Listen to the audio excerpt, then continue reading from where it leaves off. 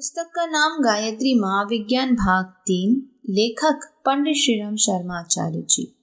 प्राणमय कोश की साधना ऑडियो 10। 7 मुद्राएं। महामुद्रा। बाएं पैर की एड़ी को गुदा तक मूत्रेंद्रियों के बीच सीवन भाग में लगाएं और दाहिना पैर लंबा कर दीजिए। लंबे किए हुए पैर के अंगूठे को दोनों हाथों से पकड़े रहिए। सिर को घुटने से लगाने का प्रयत्न कीजिए।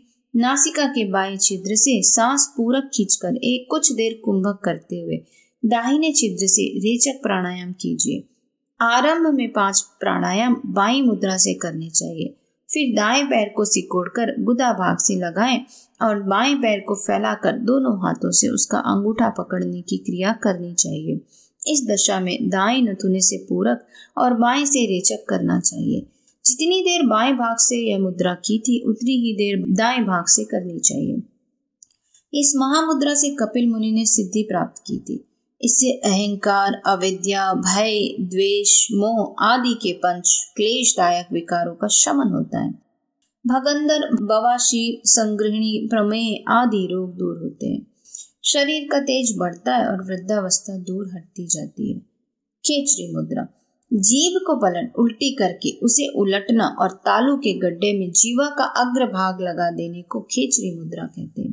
तालू के गड्ढे वाले भाग में एक पोला स्थान है जिसमें आगे चलकर मांस की एक सूंड सी लटकती है, उसे कपिल कुहर भी कहते हैं। यही स्थान जीवा के अग्र भाग को लगाने का होता है। प्राचीन काल में जीवा को लंबी करने के लिए कुछ ऐसे उपाय काम में लाए जाते थे जो वर्तमान परिस्थिति में आवश्यक नहीं है। पहला, जीवा को इस तरह धोना जैसे पशु के थन को धोते हैं। दूसरा, जीवा को शहद, काली मिर्च आदि से सहलाते हुए आगे की ओर सूतना या खींचना। तीसरा, जीभ के नीचे नाड़ी तंतुओं को काट देना। चौथा, लोहे की शलाका में दबा दबा कर जीभ बढ़ाना। यह क्रिया देश, काल, ज्ञान की वर्तमान स्थिति के अनुरूप नहीं है। जैसे अब प्राचीन काल की भांति हजारों वर्ष तक निराहार तप कोई नहीं कर सकता, वैसे ही खेचरी मुद्रा के लिए जीवा बढ़ाने की कष्ट साध्य उपाय भी अब असामयिक हैं। काली मिर्च और शहद की जीवा पर हल्की मालिश कर देने से वहां के तंतुओं में उत्तेजना आ जाती है और उसे पीछे की ओर लौटने में सहायता मिलती है। इस रीति से जीवा के अग्र भाग को तालू गहर में लगाने का प्रयत्न करना चाहिए। जीवा धीरे धीरे चलती रहे, उसमें तालू गहर की हल्की मालिश होती रहे। दृष्टि भूमध्य भाग में रखनी चाहिए। खेचरी मुद्रा से कपाल गृहर में होकर प्राण शक्ति का संचार होने लगता है और सहस्त्रदल कमल में अवस्थित अमृत निर्झर झरने लगता है, जिसके आस्वादन से एक बड़ा ही दिव्य आनंद आता है। प्राण की ऊर्ध्वगति हो जाने से मृत्यु काल में जीव ब्रह्मरंध्र में होकर ही प्रयाण करता है, इसीलिए उसे मुक्ति या सद्गति प्राप्त होती है। गुदा आदि अधो मार्गों से जिनका प्राण निकलता है वह नरकगामी तथा मुख, कान, नाक से प्राण छोड़ने वाला मृत्यु लोक में भ्रमण करता है, किंतु जिसका जीव ब्रह्मरंध्र में होकर जाएगा वह अवश्य ही सद्गति को प्राप्त करेगा। खेचरी मुद्रा द्वारा ब्रह्मांड स्थित शेषशाही सहस्त्रदल निवासी परमात्मा से साक्षात्कार होता है। यह मुद्रा बड़ी ही महत्वपूर्ण है। विपरीत करनी मुद्रा। मस्तक को जमीन पर रखकर दोनों हाथों को उसके समीप रखना और पैरों को सीधे ऊपर की ओर उल्टे करना, इसे विपरीत करनी मुद्रा कहते हैं। शीर्षासन भी इसी का नाम है। सिर का नीचा और पैर का ऊपर होना इसका प्रधान लक्षण है। तालू के मूल से चंद्र नाड़ी और नाभि के मूल से सूर्य नाड़ी निकलती है। इन दोनों के उद्गम स्थान विपरीत करनी मुद्रा द्वारा संबंधित हो जाते हैं। ऋण प्राण और धन प्राण का इस मुद्रा द्वारा एकीकरण होता है, जिससे मस्तिष्क को बल मिलता है। योनि मुद्रा। इसे षड्मुखी भी कहते हैं। पद्मासन पर बैठकर दोनों हाथों के अंगूठों से दोनों कान, दोनों हाथ की तर्जनियों से दोनों आंखें, दोनों मध्यमाओं से दोनों कानों के छिद्र और दोनों अनामिकाओं से मुंह बंद कर देना चाहिए। होठों को कौवे की चोंच की तरह बाहर निकालकर धीरे धीरे सांस खींचते हुए उसे गुदा तक ले जाना चाहिए। फिर उल्टे क्रम से धीरे धीरे बाहर निकाल देना चाहिए। योनि मुद्रा की यह साधना योग सिद्धि में बड़ी सहायक सिद्ध होती है। शांभवी मुद्रा। आसन लगाकर दोनों भुवों के बीच में दृष्टि को जमा कर भ्रूकुटी में ध्यान करने को शांभवी मुद्रा कहते हैं। कहीं कहीं अधकुले नेत्र और ऊपर चढ़ी हुई पुतलियों से जो शांत चित्त ध्यान किया जाता है उसे भी शांभवी मुद्रा कहा है। भगवान शंभु के द्वारा साधित होने के कारण इन साधनाओं का नाम शांभवी मुद्रा पड़ा है। अगोचरी मुद्रा, नासिका से 4 अंगुल आगे के शून्य स्थान पर दोनों की दृष्टि नेत्रों को एक बिंदु पर केंद्रित करना। इसके अतिरिक्त नभो मुद्रा, महाबंध, शक्तिशालिनी मुद्रा, ताड़की, मांडवी, अधोधारण, आंबसी, वैष्णरी, वायवी, नभोधारणा, अश्विनी, पाशनी, काकी, मातंगी, भुजंगिनी आदि 25 मुद्राओं का घेरन संहिता में सविस्तार वर्णन है। यह सभी अनेक प्रयोजनों के लिए महत्वपूर्ण है। प्राणमय कोश के अनावरण में जिन मुद्राओं का प्रमुख कार्य है उन 7 का वर्णन ऊपर कर दिया है। अब 96 प्राणायामों से प्रधान 9 प्राणायामों का उल्लेख नीचे करते हैं। 9 प्राणायाम। पहला है लोम विलोम प्राणायाम।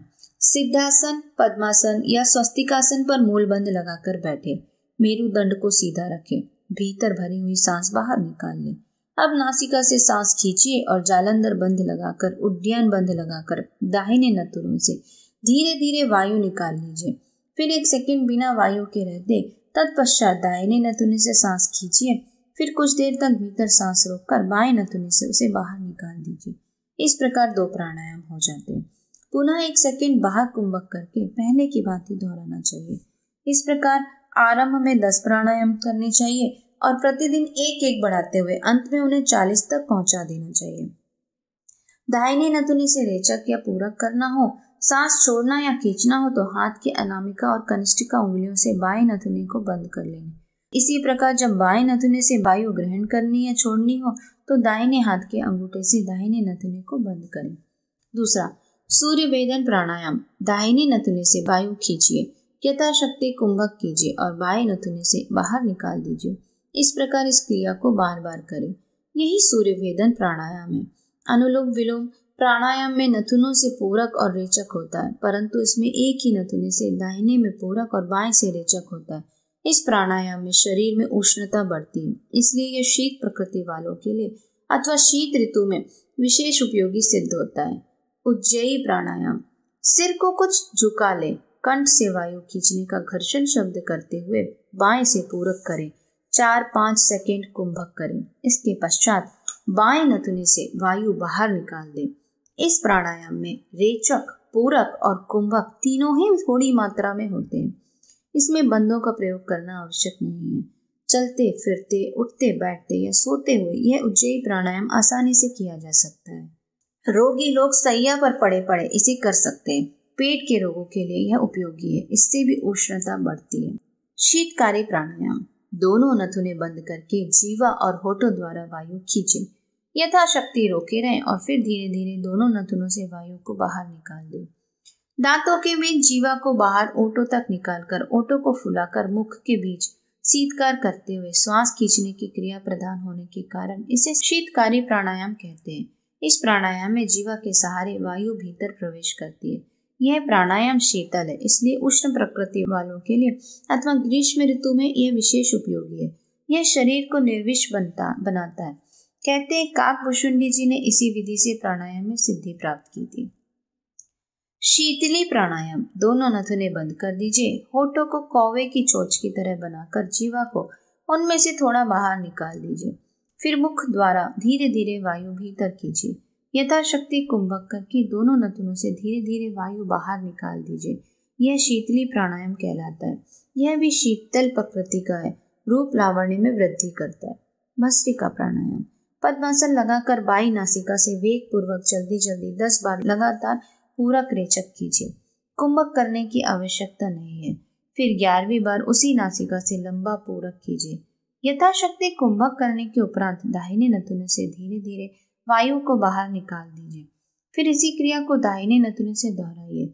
यह भस्त्रिका प्राणायाम है। आरंभ में इसे 5-5 बार से अधिक नहीं करना चाहिए। यह समशीतोष्ण है। ब्रह्म ग्रंथि, विष्णु ग्रंथि और रुद्र ग्रंथि तीनों का यह भेदन करता है। इसके द्वारा सुषुम्ना में से प्राण तत्व की विहंगम गति ऊर्ध्व प्रदेश की ओर बढ़ती है। इसी से अग्नि तत्व प्रदीप्त होता है। इसे आरंभ में अधिक संख्या में या अधिक वेग से नहीं करना चाहिए, क्योंकि ऐसा करने से फुसफुस कोश पर आघात पहुंचने का भय रहता है। ब्राह्मणी प्राणायाम। पद्मासन लगाकर नेत्र बंद करके बैठिए। भ्रुकुटी के मध्य भाग में ध्यान कीजिए। जालंधर बंध लगाइए। फिर नाक द्वारा भ्रमण नाद के समान गुंजन स्वर करते हुए पूरक कीजिए। पश्चात 3 सेकंड कुंभक करके धीरे धीरे भ्रमण गुंजन ध्वनि के साथ रेचक कीजिए। यही भ्रामरी प्राणायाम है।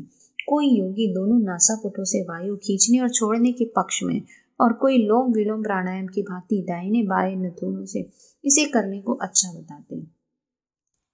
कुंभक की अवस्था में रुकी हुई वायु की मस्तिष्क में बाईं ओर से दाहिनी और लगातार कई बार घुमाकर तब रेचक करते हैं। इस वायु को भ्रमण कराने की क्रिया के कारण तथा भ्रमण नाद जैसी ध्वनि होने के कारण इस प्राणायाम का नाम भ्रामरी रखा गया है। यह मन की एकाग्रता एवं प्राण की स्थिरता के लिए लाभदायक है। मूर्छा प्राणायाम। दोनों हाथों के अंगूठे दोनों कानों में, दोनों तर्जनी, दोनों आंखों पर, दोनों मध्यमा नासिका पुटों पर और अनामिकाएं तथा कनिष्ठिकाएं मुख पर रखकर मूल बंध तथा जालंधर बंध का आरंभ से अंत तक स्थिर रख करके बाएं नथुने से पूरक करें। यथाशक्ति कुंभक करके दाहिने नथुने से रेचक करें। यह मूर्छा प्राणायाम हुआ। इस प्राणायाम में रेचक करते समय बंद नेत्रों से भ्रू मध्य भागों में ध्यान करने पर पंच तत्वों के रंग दिखाई पड़ते हैं। शरीर में जो तत्व अधिक होगा उसी का रंग अधिक दृष्टिगोचर होगा। पृथ्वी का रंग पीला, जल का सफेद, अग्नि का लाल, वायु का हरा और आकाश का नीला होता है। इन तत्वों का शोधन करने से नादानुसंधान तथा समाधि में सुविधा रहती है। प्लाविनी प्राणायाम। पद्मासन से बैठिए। दोनों भुजाओं को ऊपर की ओर लंबी तथा सीधी रखिए। अब दोनों नथुने से पूरक कीजिए और सीधा लेट जाइए। लेटते समय दोनों हाथों को समेटकर तकिए की तरह सिर के नीचे लगा लीजिए। कुंभक कीजिए और जब तक कुंभक रहे तब तक भावना कीजिए कि मेरी देह रुई के समान हल्की है। फिर बैठकर पूर्व स्थिति में आ जाइए और धीरे धीरे दोनों नथुनों से वायु को बाहर निकाल दीजिए।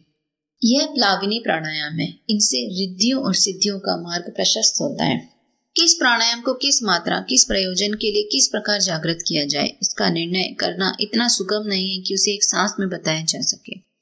कारण यह है कि साधक की आंतरिक स्थिति, सांसारिक परिस्थिति, शरीर का गठन, आयु, मनोभूमि, संस्कार आदि के आधार पर ही विचार किया जा सकता है कि उनके लिए वर्तमान स्थिति में किस प्रकार की साधना उपयोगी एवं आवश्यक है।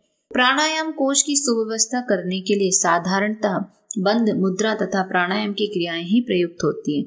इन्हीं में हेर फेर करके 10 प्राणों का उन्नयक विधान बनाया जाता है। फिर भी कई बार ऐसे अवसर प्राप्त होते हैं जिनमें इन साधनों में से किसी की भी आवश्यकता नहीं पड़ती और प्राण विद्या की सांगोपांग सफलता मिल जाती है। गायत्री का द्वितीय मुख प्राणमय कोश है। इसको अनुकूल बना लेना ही वेद माता को प्रसन्न करके उनके दूसरे मुख से आशीर्वाद प्राप्त कर लेना है। प्राणमय को शुद्ध एवं प्रशुद्ध करना यानी एक प्रकार से गायत्री माता की प्राणमयी उपासना है। इसे ही आत्मोन्नति की द्वितीय भूमिका कहा जाता है।